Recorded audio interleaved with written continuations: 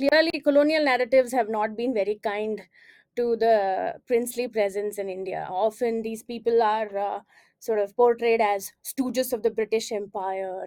Jayachamarajendra Wadiyar had introduced free speech in the proceedings of the legislative assembly. The starting of HAL in Bangalore is no accident. It was simply because the Maharaja cleared the runway for it, literally and metaphorically. Hello, a very good evening.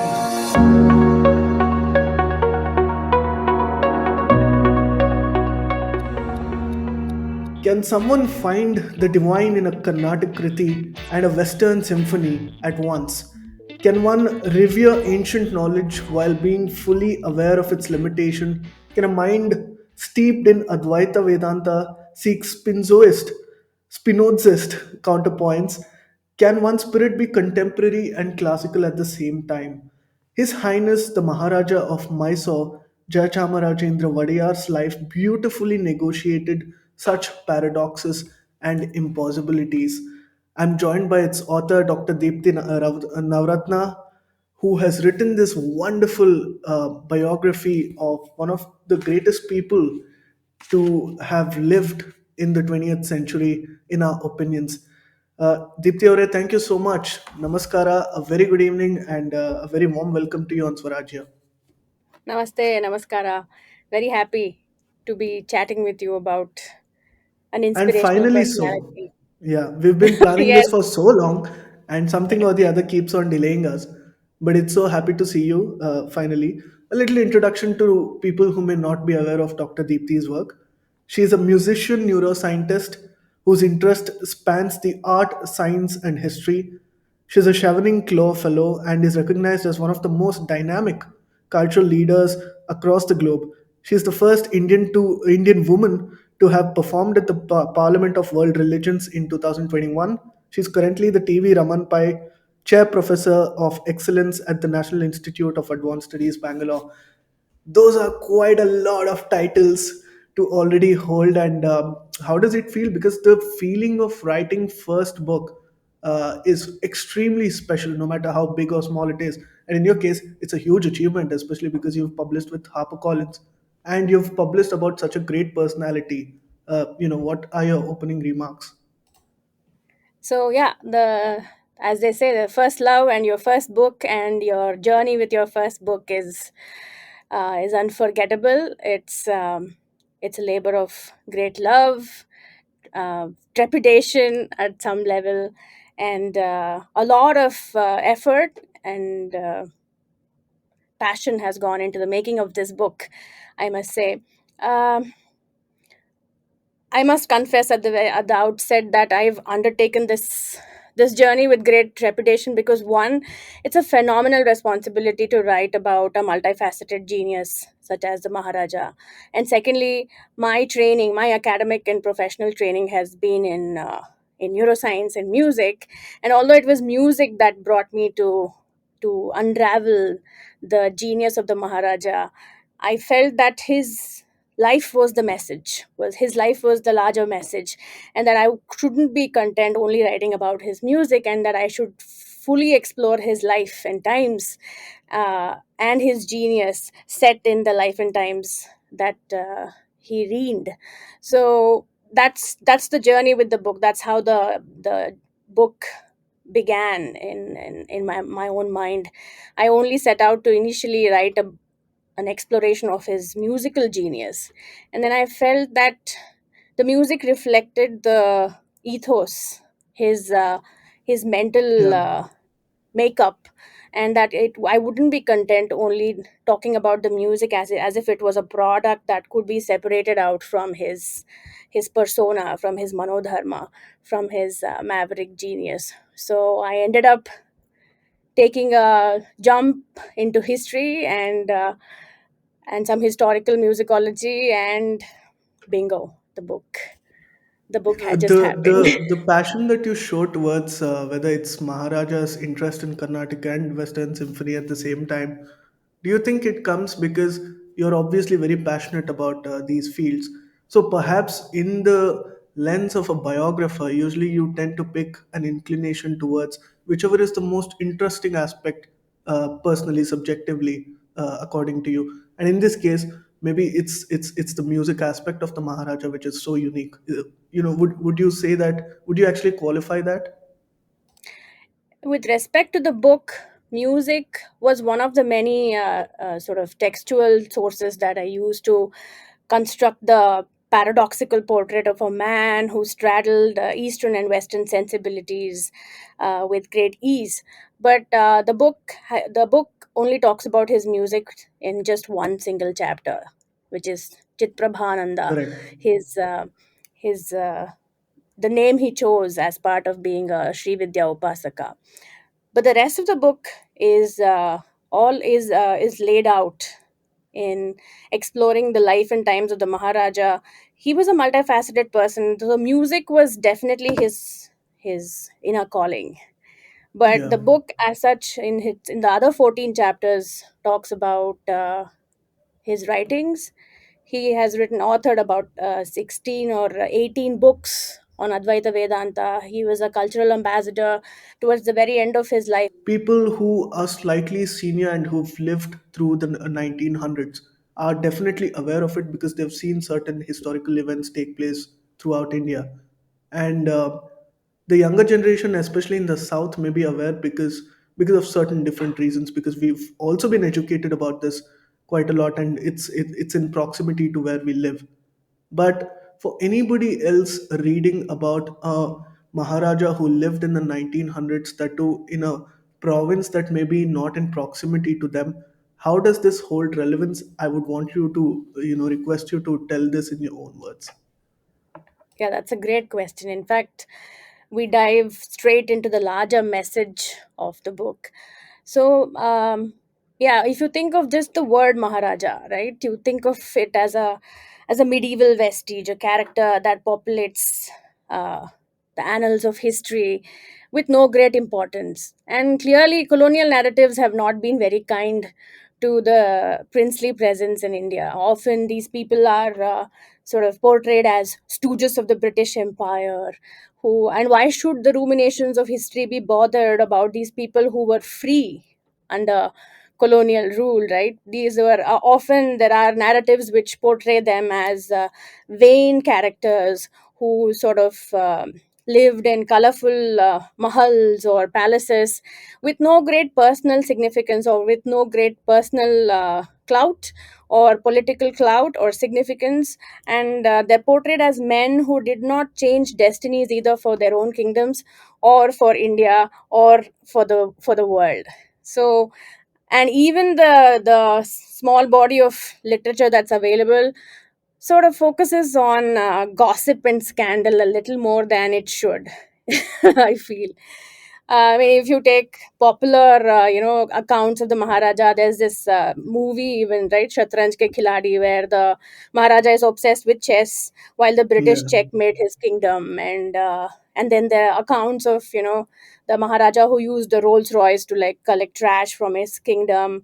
Right. Same amount of attention is not given to a Maharaja who actually uh, rescued several children of the Holocaust Right. and brought them to India and then settled them out here. So the acts of the Maharajas have uh, the good acts of the Maharajas and their personal lives have received significantly lesser attention than the gossip scandal. The Maharaja who may uh, spend crores of rupees to put together a wedding for his cat. So the subtext under these stories and anecdotes and myths, even sometimes some of these are myths, even concocted myths. The stories that these stories sort of the subtext say that these people were outdated, right, not Correct. relevant, Yeah. not contemporary in their spirit, and Yeah. that what they did was to simply use the people's money to sort of live rich lives with a Luxurious lives. harem of Yeah. queens and servants, right? So the book sort of tries to break that stereotype, and we try to do that using facts and coming to the idea of the contribution of Mysore towards nation building, the formation of India, and later the Indian Union, and later the Indian Republic. Mysore, I must say, it wouldn't be wrong to say that Mysore has quietly made history, Right. and it does not receive in the national arena, does not receive its due in terms of importance. The Its credit that stories it and needs to receive. contributions to the making of India is quite underrated. It's not available for mainstream consumption for sure. This is very important because you write somewhere in your book that perhaps the starting point for a modern India begins with Mysore. Maybe you can go into detail later on, but I have a couple of questions that I would like to begin with, especially browsing through the initial chapters of your book. In the first page of your book, you write, "A Maharaja in today's world is thought of as a relic, a vestigial figure drowned by colonial sovereignty, vanquished and defeated. The lives of Indian princes have indeed escaped respectful attention in the accounts of Indian history during colonial times." I have a two-parter question. The first one is, do you see a change in the attitude ordained towards Indian royalties today, as opposed to perhaps how it was in a post-independent era where they were treated with a sense of hostility, like you said just a few seconds ago? Absolutely. Well, the history of history itself is sort of testimony to the fact that, the hand that writes the manuscript, right? The hand that documents history, the agendas that populate that, the mind that guides that hand, right? Those things are way more potent than the actual facts that are recorded. So definitely in the colonial era, some of these narratives have been very biased, and for very obvious reasons. And post independence, there has been a change in the way we have reconstructed, and we are relooking at history with facts rather than fables. We are looking at, we have a real chance to relook at history. Thankfully, in the case of Mysore, there is ample archives available, so you really do not have to fall prey to the trap of, reconstructing, deconstructing, and re-deconstructing and all of that. So beyond all of the, we really don't have to be the blind men with looking at the groping at the elephant in the room, right?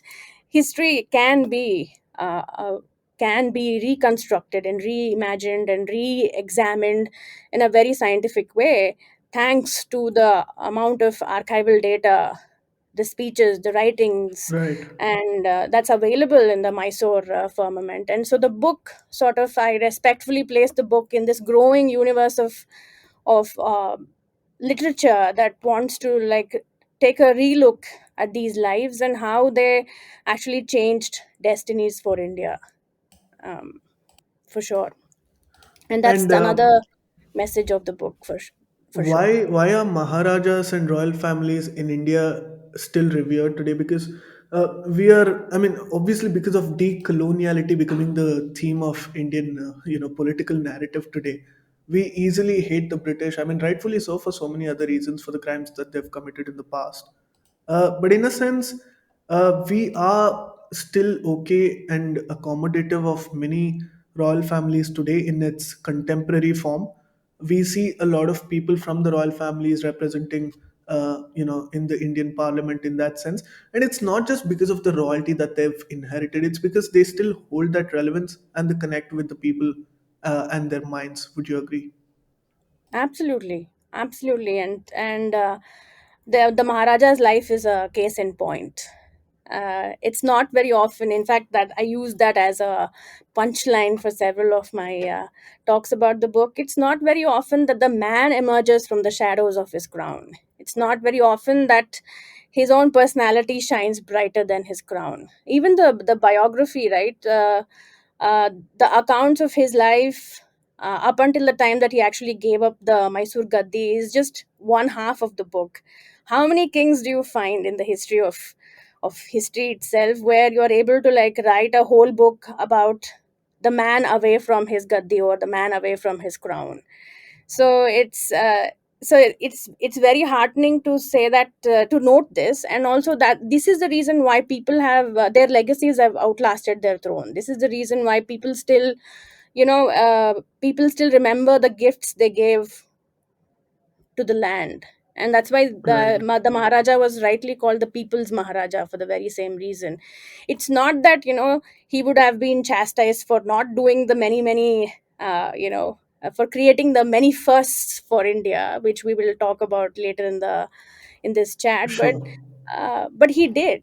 The truth is that they took that extra mile, they went that extra Mm. mile to actually create a society. And that leadership is also underestimated in narratives of history. Like, see, our king is always judged and critiqued and evaluated on the basis of how much land he amassed and how long he kept the throne to himself.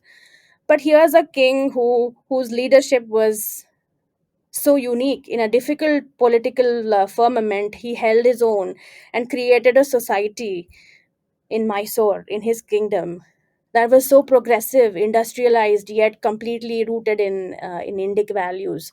Right. So that is also leadership. You say that And the maybe, Maharaja was a people's man. Is this the reason why you write in one page of your book that Mysore was perhaps democratic even before India got independence? yes, yes, actually, Mysore was the very first princely kingdom to install a democratic apparatus at the time of Chamaraja Wadiyar the 10th. So, in fact, the press at that time, I think it was Maratha. There was a newspaper called Maratha, which was very critical of this move. Because imagine in a very difficult political situation where there is this diarchy of sorts, right? The Maharaja is the viceroy's hand, and the viceroy is the crown's hand in ruling India in this very complicated indirect rule setup, installing people's voices at the throne, if you will, right, was a many would say it was a counterintuitive move, right?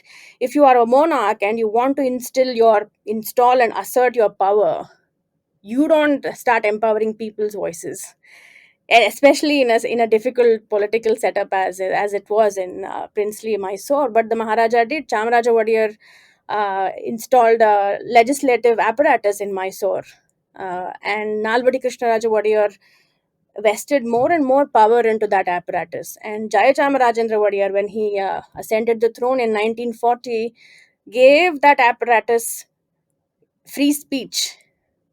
That is a big thing. So in Yeah. fact, the chapter on that's called the Democrat in the Darbar talks about how Mysore and Mysore's administrative philosophy, if you will, is was so ahead of its times. Jayachamarajendra Wadiyar had introduced free speech in the proceedings of the legislative assembly, and also he went ahead and created a cabinet where each minister, there was a minister with a portfolio, and he had to do his job, whether it was electricity, sericulture, and so on. So and it was a fascinating setup of a well-oiled constitutional monarchy. And that's when Second World War hit Mysore and changed the destinies for both Mysore and India. And so, Yeah. yeah, these people were way ahead of their and very aware, I must say that, very aware of changing times in the globe. Right. You must So, which is notice, why they've been able to connect with the local ethos and also stay relevant at the same time because they were modernizing constantly. yes, after the First World War, right? Yeah. Globally, we were as people, we were polling out monarchies. Lot of monarchical setups fell only to be replaced by dictators, if you actually think about it, right? Yes. Yes. And then by the time Second World War happened, Britain was not the same Britain that ruled India. And that, coming back to the whole princely presence, Britain, by the turn of the uh, I would say 1940s, which is when Jayachamarajendra Wadiyar came into power, Britain needed the princely presence in India way more than they ever did uh, in the 1800s and the 1700s, for sure. And in fact, the lesser known fact about history is that if the princely kingdoms did not chip in, Britain would not have made it past the Second World War. I mean, Right. Britain You were itself also was experiencing anti-monarchy sentiments. The Labour Party was gaining momentum. yeah. So So it was amid a these turbulent times when there was so much tension in the relations between these monarchies and the British and Indian Maharajas, and the crown, how did the Mysore dynasty actually make their way through and build so many institutions? Because obviously, for anybody who would who we would naturally, to many of our colleagues who would come from the north or different parts of the world, we would very proudly say that Bangalore and Mysore had some of the firsts in India, whether it's electricity, street light, hydroelectric projects, HAL. yep, All of these institutions were created way back. Some of them even before independence, uh, 40, 50 years before independence. So the natural point that it boils down to is, of course, the dynasty must have sold themselves to the British. They would have done something. So because you're a sellout as a dynasty, is the only reason why you enjoy the patronage of the British. Obviously, that's a very childish, that's a very arrogant and a very assuming thing to say. If you've read the basics of history, you would know that that's not true. So, in your experience and in your research, especially since you've also spoken directly to many of the royal family members, how would you answer this question? that's actually a very, very well layered question. See, if you just go back 2 generations to Chamaraja Wadiyar the 10th, after Tipu was defeated in the Fourth Anglo-Mysore War, a very compacted Mysore was given back to the Wadiyars. And along with that came several restrictions that Mysore could not develop many of it or exploit several of its many land and other natural resources. And a lesser known fact is also that Mysore was one of the big five princely kingdoms, which means that they were called, the technical word for who they were in the gamut of indirect rule was they were. So watch out for this very paradoxical phrase. They were called autonomous self-governing dependencies. Autonomous self-governing Yeah, dependencies, which is like, which sort of reflects correct. on this paradoxical chain of command from the crown to the Maharaja and to the average common man, right? So it's this diarchical setup. And so Mysore, although was an autonomous self-governing state, which meant that it had significant say in how they wanted to grow, how they wanted to industrialize. They could have a policy for industrial development, they could have a policy for culture, they could have a policy for education. There was a lot of room there. That also goes against several what do you say, stereotypical assumptions that we make about the princely kingdoms, is that that they were under the British thumb and quite did not have any say in how they wanted to administer their kingdoms. And so Mysore was able to, and the significance of Jayachamarajendra Wadiyar's rule, coming back to the decade of 1940 to 1950. Please note that that was the time when India was ravaged by famines. The Bengal famine erupted in Correct. 1943, if I'm not wrong. Yeah. And Mysore, India was facing a huge food shortage. And hence, the Maharaja's rule was marred by a war-stricken economy. They knew Second World War was happening. The money was low. The exchequer was quite dry, and there were famines all over the place. It was a difficult political firmament back then, with the Second World War era about to erupt. Britain wanted the princes to like send their men, their money, and their political support to fighting this war. And the Maharaja is in this great unhappy sandwich, right? To the people, he is Yeah. the face of the imperial monster, Yeah. right? Yeah. And for the Quit India movement, that was also happening in Mysore at that point in time, socialist movements that were happening in Mysore, he was the face that they wanted to mar and topple so that Swarajya could happen. But then, so he had to, there was this tightrope, the Maharaja had to balance his own patriotic fervor with this complicated internal security issues, and handle external demands of waging a war against um, against the Japanese, and making sure that the Japanese occupation of India doesn't become a reality, and handling the Yeah. economy of that was ravaged by famines. The fact that Mysore did not have any famines and did not get into uh, any of those um tragic, you know, bylanes was simply because it was administered extraordinarily well, and the setup of the Maharaja Diwan and the legislative apparatus really did well to pull Mysore out of those very difficult times. And in addition to simply, pulling themselves out of this all of this mess, they created history, which is the crowning glory in that story, if you will. Right? They created the Krishnarajasagara Dam. There was a lot of resistance Yeah. in creating that kind of those kind of hydroelectric projects, but Mysore had significant pull to sort of push their political diplomacy through to make it happen. So it's a fascinating story of how political and influential diplomacy worked in Mysore to make things happen for the people of Right. Mysore, and that's why And that's we have given all birth of to a these lot gifts. of great institutions which are thriving even today. And one of Yes. those institutions is Hindustan Aeronautics Limited. And you have a very interesting anecdote to share about how it was actually conceived. I think that will be very interesting if you can share that with our viewers. Yeah, absolutely. The Maharaja had just been crowned, and he was a lad of 21. And three people get onto a plane to the United States: the Maharaja and William Pauly, who was a businessman who wanted to. He was looking for a base for his aircraft manufacturing entrepreneurship initiatives.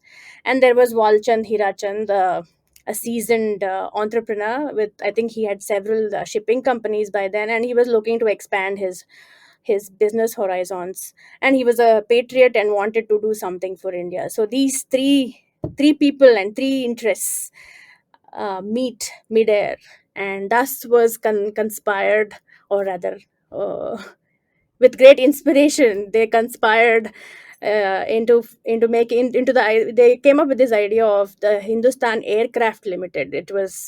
The Mysore government had a huge stake in this company, and after the government of India saw that the Second World War was on the anvil, they nationalized it in 1943, if I'm not wrong. But the Mysore government refused to give up its stake.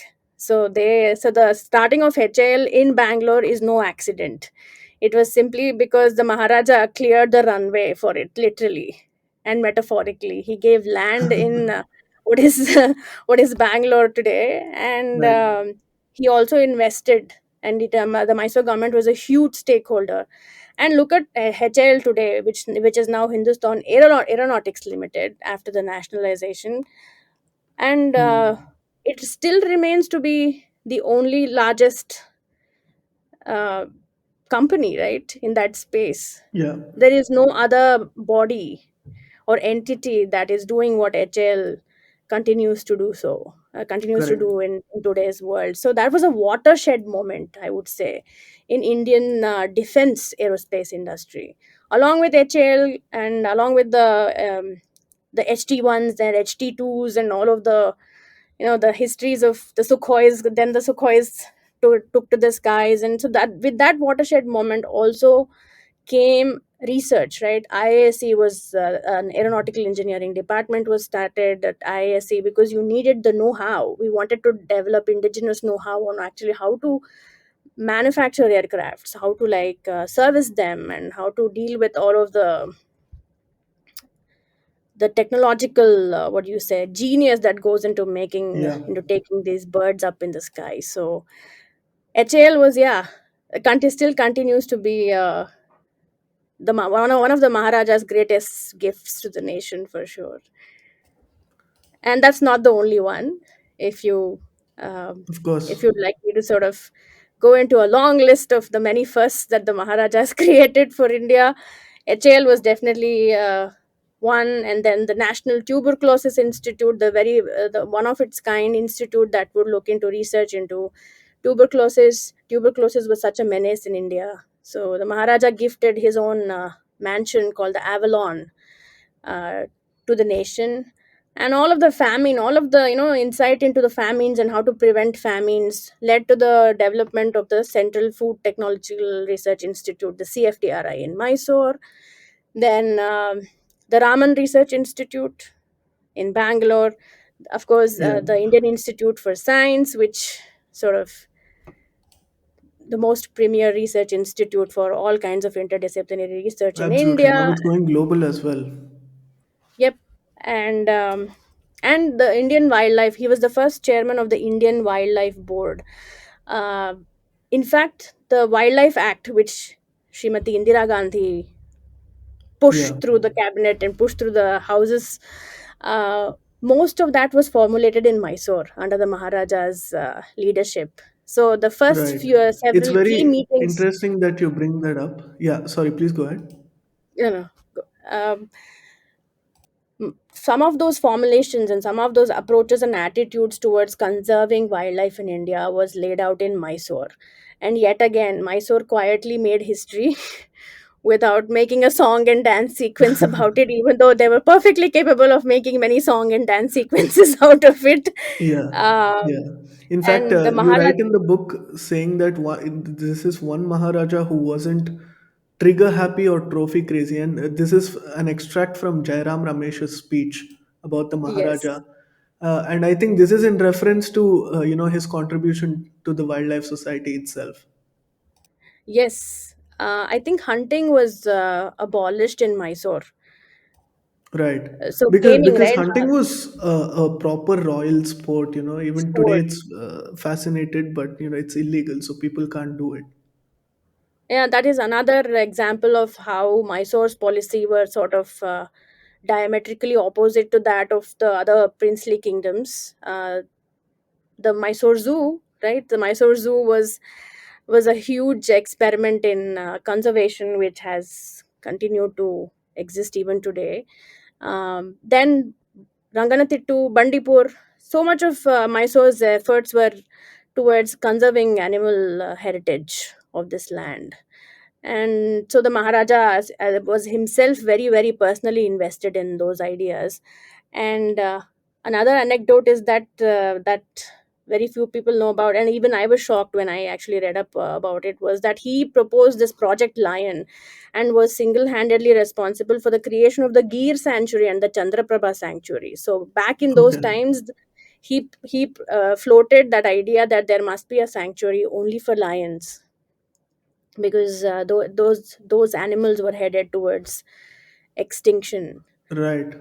Very if we were interesting. not to conserve In them. fact, many of the royal families, people who come from there, in today's political lingo, you can perhaps call it nepotism. So people would call them very nepotistic because they're passing on power from each generation to the other.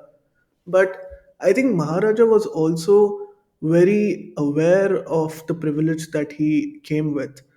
Because I think in a 1954 speech, which you mentioned, he says, several positions of dignity and honor I've held as a result of circumstances of my birth. Right. So, what impact do you think that had on his administration as a ruler, as a human being? Yes, that's actually a fantastic question. His uncle Nalvadi Krishnaraja Wadiyar was visionary in the sense that he knew what was going on in the world around them. So the Maharaja was not sent out to study in Oxford or Cambridge. He made Jayachamarajendra Wadiyar study in Maharaja's College with other children and other adults, so that he could understand and feel the pulse of his people. They didn't want a Macaulay's child, so to speak, to breeze straight in from Oxford or Cambridge and then Right, stomp himself on the throne. And it was so important that the Maharaja was accessible. The Maharaja knew who he was ruling, and why he was initiating several of his schemes, and knowing the culture, the heartbeat of and the pulse of his people. And so several of the Maharaja's personal decisions were made sort of in that direction, in grooming him to actually be a people's Maharaja later on in his life. And so the Maharaja studied political science and it came in very handy all throughout his life, because he was Yeah. very, very aware of what is happening in the globe, what's happening in Europe, what's happening in Scandinavian countries. In fact, he had this pet sort of penchant for Africa. He's written two books on Africa and African Indo-African relationships and international relations, and has also funded a study on African elephants and so on. So his global, perspective, his globally alive and awake persona enabled him to develop what is a very progressive and industrialized uh, you know Right. culture in And Mysore. since he was so aware of politically how he had to balance himself, because it was extremely turbulent times for everybody, because that was the phase of history which was very, very, very turbulent in that sense. But Mysore became the first princely state to actually sign the instrument of accession. What do you think prompted JCW to actually sign those papers? Wow. If you read the book Integration of the Princely States by VP Menon, you will see that the promise of freedom, right, when it actually happened, it was a nightmare, right? So by then India had already had elections in its provinces, Right. another lesser known fact, right?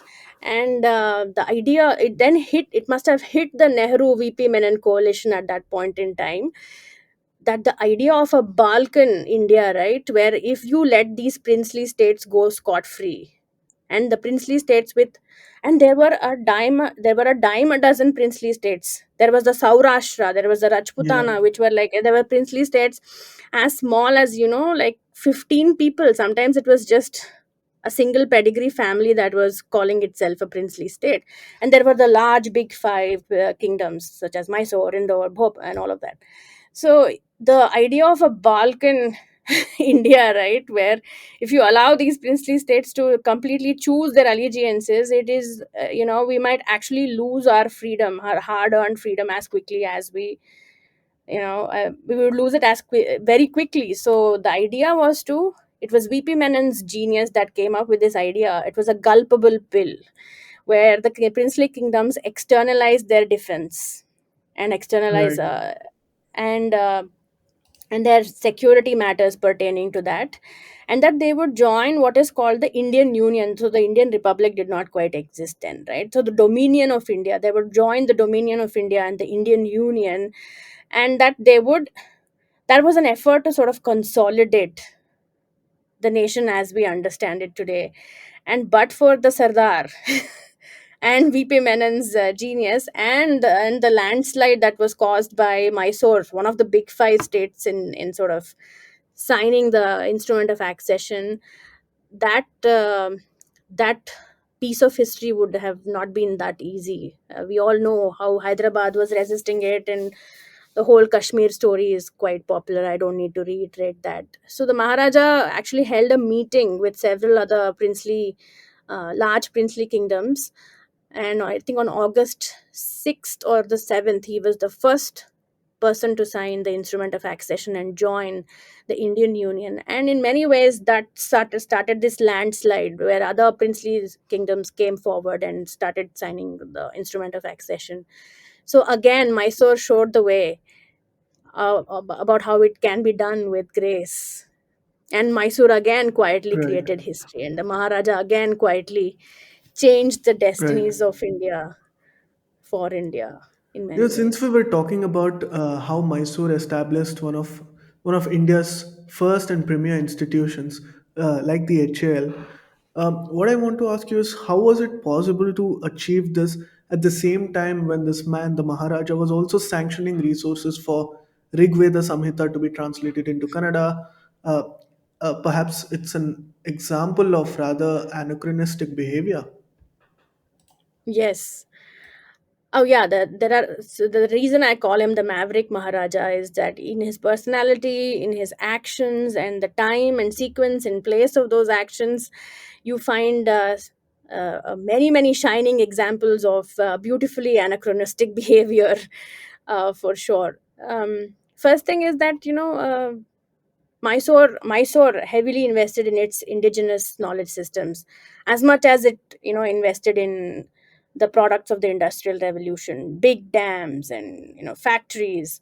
And so that itself was very, paradoxical if you go by the world of that loves boxes. And the Maharaja was himself a lover of Western classical music, but learned Carnatic music later in his life. And when he did compose, it was not an aria or a symphony, but it was actually tributes or hymns or kritis in honor of the Devi. Right. And while Maharaja was investing as a leader into industrial products and industrial development of Mysore, he was also interested in sustainability. So Mysore had a 5-year plan, almost several decades before Nehru announced the 5-year plan for India. Mysore had a 5-year plan for all sustainable goals. So it's only now that, we are like hearing all this halabula about, like, uh, sustainability and climate change and industrializing with the heart and things like that. But back then, the Maharaja had already conceived of a 5-year plan for mineral conservation. So if we are going to lumber our forests for industrial growth and development, then we must create new forests. We must prevent afforestation by scientifically studying forestry. And so that whole field was called silviculture. I had not heard of that word until I went to the Mysore bulletins of those times. So there was a 5-year plan for scientific forestry or silviculture. So sustainability was also another, thing. They were Right. industrializing. They were also thinking of sustainability, climate, mineral conservation, and there was food research on Right. one end, and there was food grow, and there was also conservation of land on the other hand. There Yeah. was there was conservation of animal wildlife. There was also like uh, deforestation going on as a Yeah. consequence of industrial development in Mysore. So the way they balanced these activities is quite inspirational. And I think Karnataka Yeah. governments that have come after him have somewhat borrowed those ideas, and they continue to borrow those ideas in their own administrative plans for sure. Right. Which is why many people in Bangalore, I mean, Bangalore's lost its core identity today because of globalization and a lot of migration from other places. But essentially, both Bangalore and Mysore, I mean, at one point they were all a part of the same kingdom. They represented that identity which perhaps the Maharaja himself emanated, one that was very synchronous with this Indic culture, Indic roots, and it was very rooted. And on the other hand, it was rapidly westernizing in terms of industrialization, job growth, market creation, all of that. Even the pub culture. So all of these went hand in hand. So you could see a person performing a puja in the morning, and you can find the same person in a pub in the evening.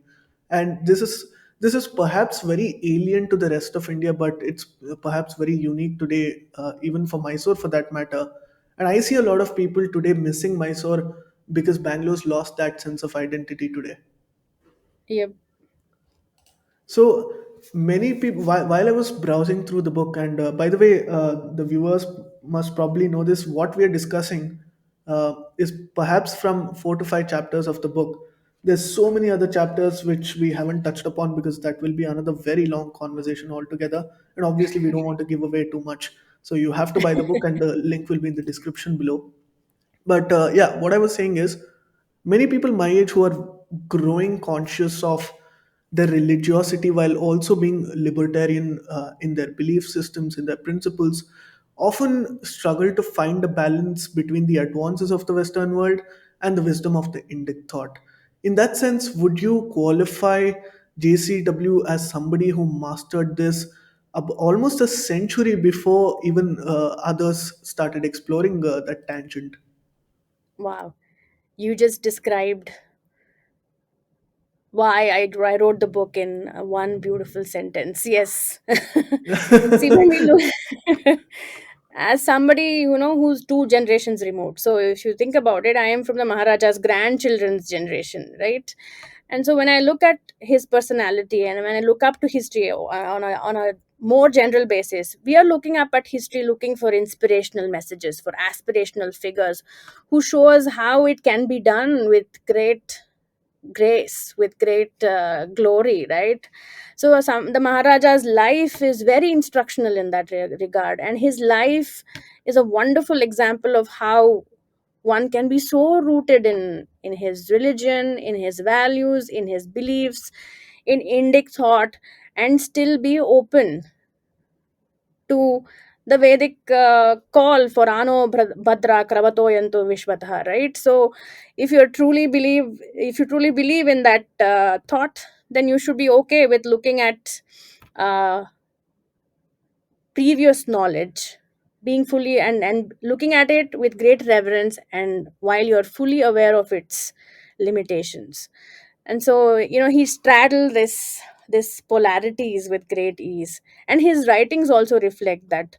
Most of his writings in philosophy are about Atman and Brahman, right? Two dichotomies on how to Right. reconcile with that, and how to reconcile a forward pushing Western industrializing, globalizing energy with a centered, Indic energy that sort of roots you and sort of firmly establishes you in the glory of the past. So how do you live in the current and not be, and not be, how to live this perfectly unboxed life without, and without actually selling your soul to either of these two vectors in anybody's Right. life, right? So, and also he in his life you can see the emergence of the man above the conundrum. It's like he said, yeah, this is my Yeah. style and this is how I'm going to do it. And I think in an interview with a journalist he said, on music, somebody asked him, is it really possible to like forge the music of the east with the west?